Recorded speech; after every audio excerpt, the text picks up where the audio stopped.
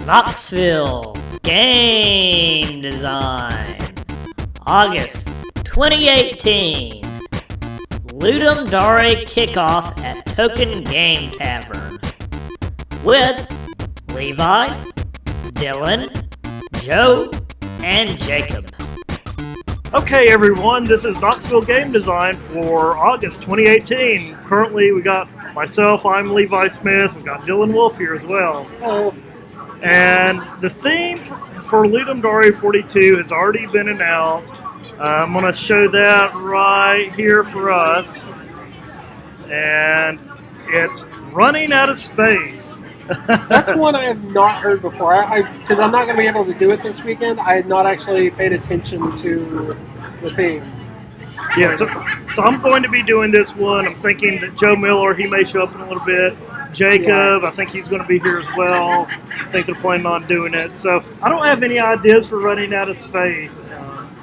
That seems like something where you want maybe a field or a screen that fills in. Like I'm thinking like the old, not Centipede, but the worm game. Quicks, QIX, that basically like fills up your screen. Like that seems like what you got. That would be a cool game, just like do a new take on it in Unity, maybe in 3D or even in GameMaker or whatever, just with updated graphics. Yeah. But I haven't seen too many like Quicks clones out there. It's kind of a type of a game that's never been cloned that often. Yeah,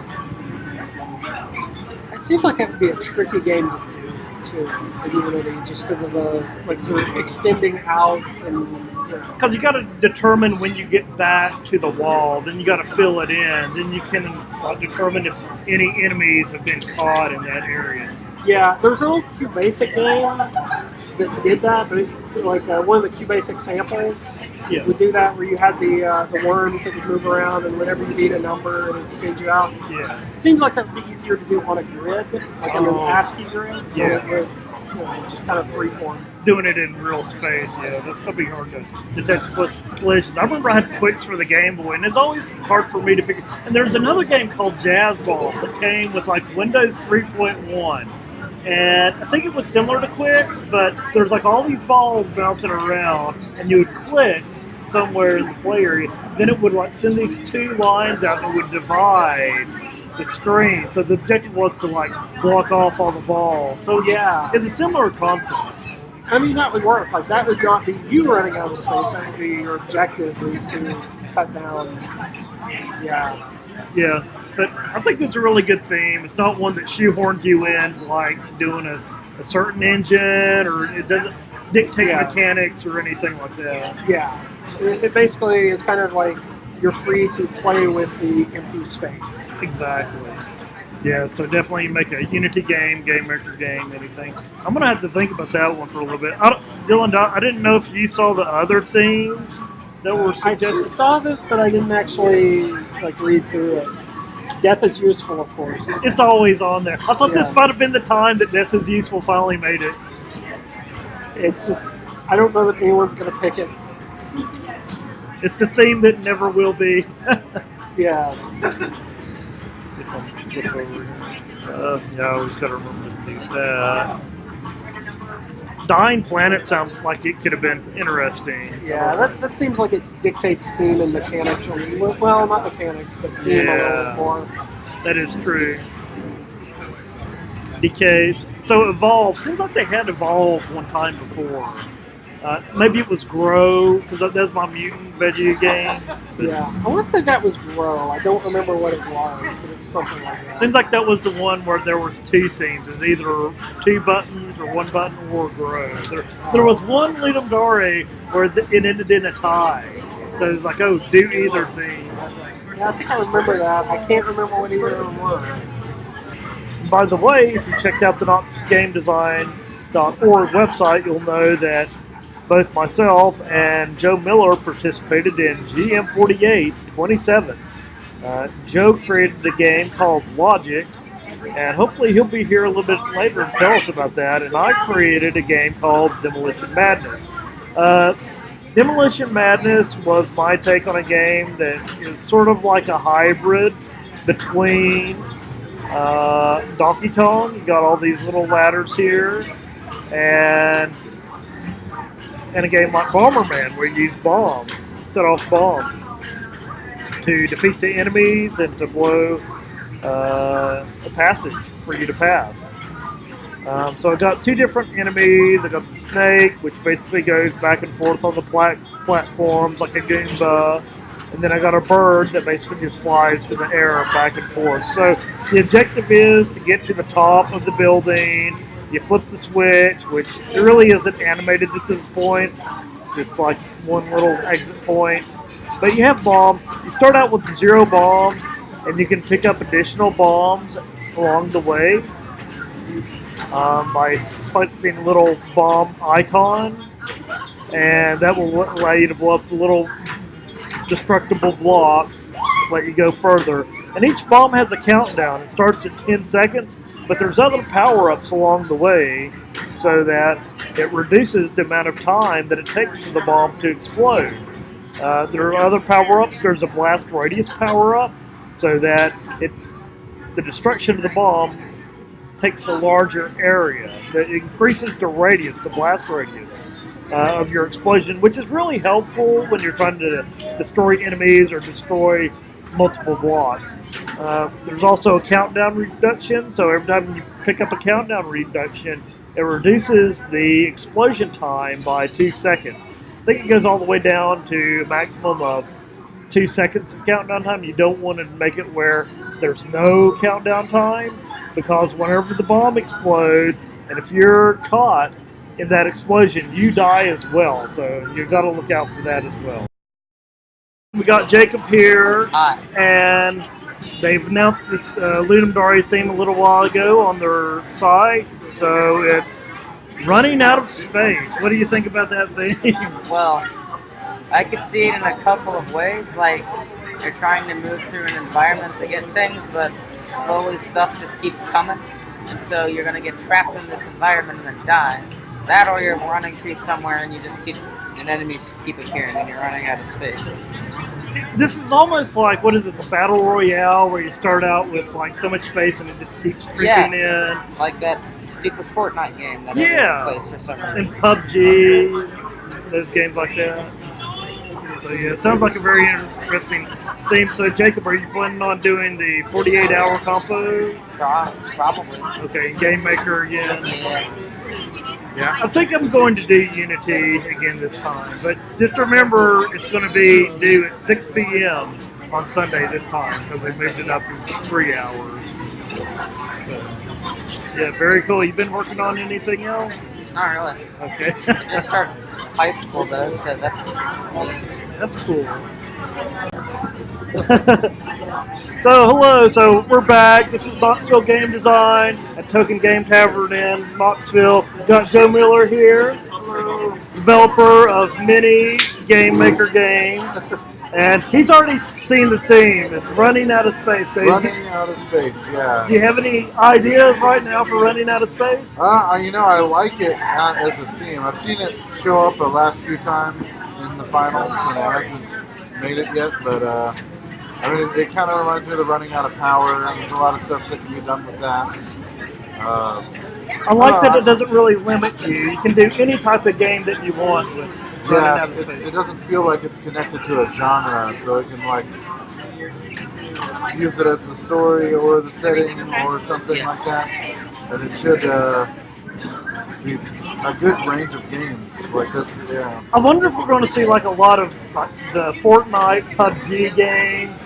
Running out of space. Yeah, Battle Royale. As the field closes in, kind of thing. Yeah. That probably will happen. My first thought is a racing game. So it seems like we've had some more interest in our club. I know we had Zachary Johnson on the Facebook group. I think he was planning on doing this one maybe, but he just couldn't make it out to our meeting this time. Also, Drew Ragsdale, which I'll show video probably at the end of this. But Dylan and I, we went to Retro Game Night at McKay Books here in Knoxville. They had a lot of old school consoles and PCs, but we also had a table showing off games made by Knoxville Game Design. We met Drew Ragsdale. He was actually working on a game maker game himself. It's like a little space shoot 'em up. So I'll put that in the end of this show.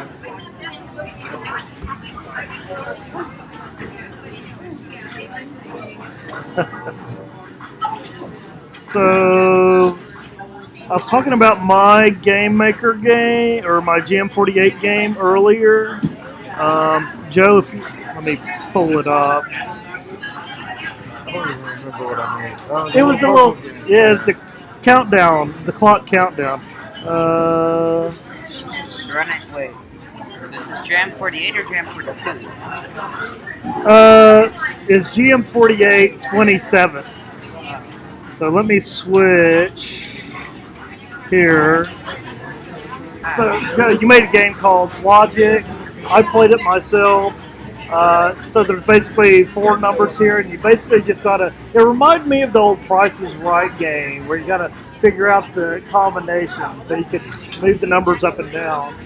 Yeah, I mean, it was kind of like a mastermind or one of the other number puzzle things. I didn't really tell you if you had any of the numbers right, though. It was just a guessing game. Yeah, I like the clue. So as you play the game, there'll be all these little clues that pop up. One of them was like 8 is the biggest, so you could tell that the biggest number should be an 8. Yeah, and they also had a different like physical size. Each one, the font was a little bit bigger or smaller. So you could 8 was also the largest physical number as well as the highest number. There was like 1 is like 4 is the one for God or something. So you could Yeah. go through the number, you could actually see 4 was missing in the sequence. Yes, if you caught that, and that was the number that the other one was. Yeah, I thought that's that was like something that doubled the other one, and then there was. I don't. You know, I actually posted a thing afterwards because I watched a live stream of it. yeah, I saw that. Where somebody was struggling with it for a good 20 minutes. I think I might have been one of those.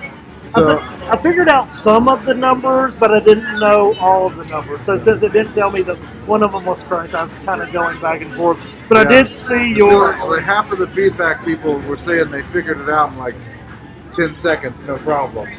And then the other half were people saying that they couldn't figure it out at all. So I went through and posted all the little things that I included in there. If you just to see what was supposed to be what. But I did notice afterwards some of the other people that were talking, there were things that could have been taken in multiple ways that I didn't really think about at the time. So Yeah. Well, I think it's really cool that you put like the solutions out here. I don't know if we should spoil it for everyone out there. it's pretty specific to that game jam. So Yeah, it's not that's a pretty good hint right there. Yeah. But yeah, if you go to doublesquarellc.com, you have all the clues. I like one of them is just like, okay, here's the answer right here, but you only flash it up there for like a split second. So I actually tried to like do a screen capture. Like, okay, what is this number that just flashed in front of me here? Yeah. Like it was like every other number was the answer. Yeah. Oh, okay. Because I knew there was. It's like 1, 4, 2, 8. Oh, 3, okay. Yeah, 2, 4, 7. because I know the number that flashed up was longer than the like 4 digits. Yeah. So I was like, okay, all these numbers don't apply. And like one of the other numbers could only be even, so it only cycled through the evens. And the other, I think the first one only goes up to 4. Yeah. And then that's how the arrows that are like filled in, or whether they're an outline, was another kind of context clue, whether it was high or low. But I thought it was a really cool game. I actually threw it together really fast. I mean, I probably had less than 8 hours total development time on it. I saw you post that. Yeah. So you didn't have time to go back and do music or make it look. No, I had a soundtrack on it, but I mean, I That's threw it right, together because really I saw quick. your tweet that you said you spent a lot. Now I remember the music. Yeah. So It wasn't a lot to it. It was like 50 or 60 bars long.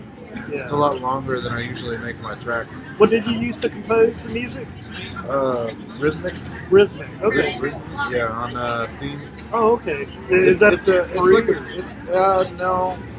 I think they have a free version, but I've bought the license for it. Oh, okay. It's like a Fruity Loops. You take like jump sequences and Yeah. synth sequences, and you can.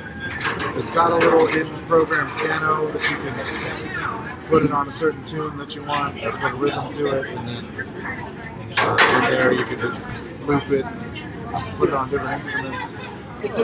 Is it less complex than Fruity Loops? It is. It's much more simple. There's only like 4 concurrent tracks. So usually like a drum, a bass, a lead, and a sound effect of some sort. And then you have your little sample pad there. It's only got about 12, maybe 16 things on it.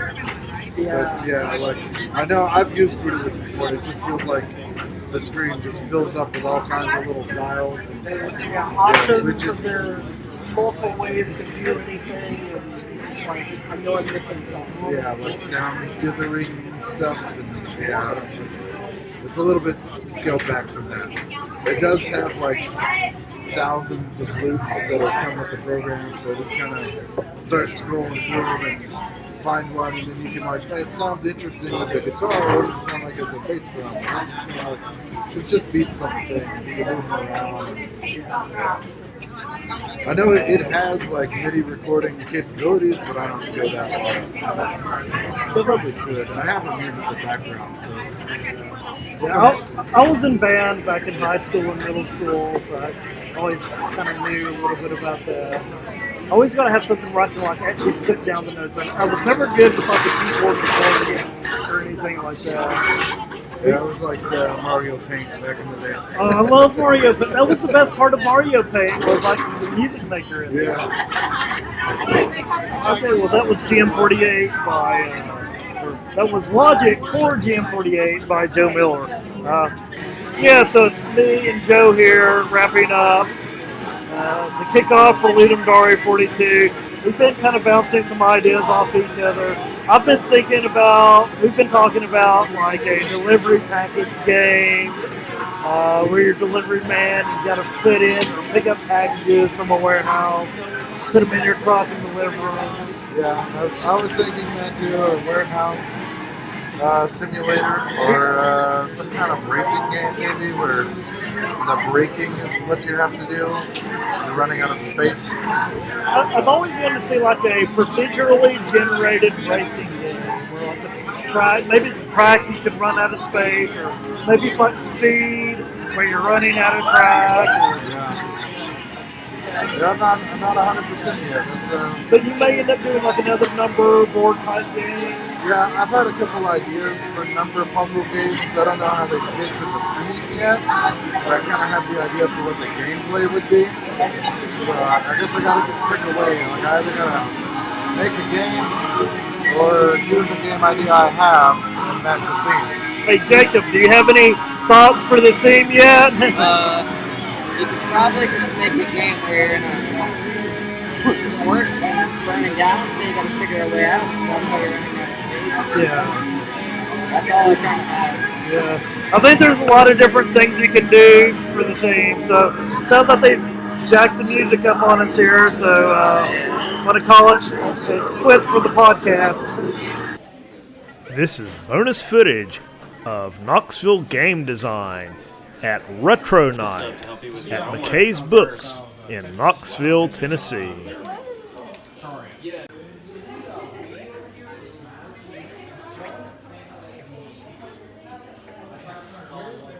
Drew Ragsdale tells us a little bit about the game that he's been creating.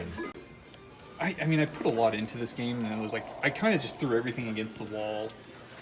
And so, like, if you hold in the right bumper, you slow down by half. So if there's, like, a lot of really tight squeezes like that, you can slow down.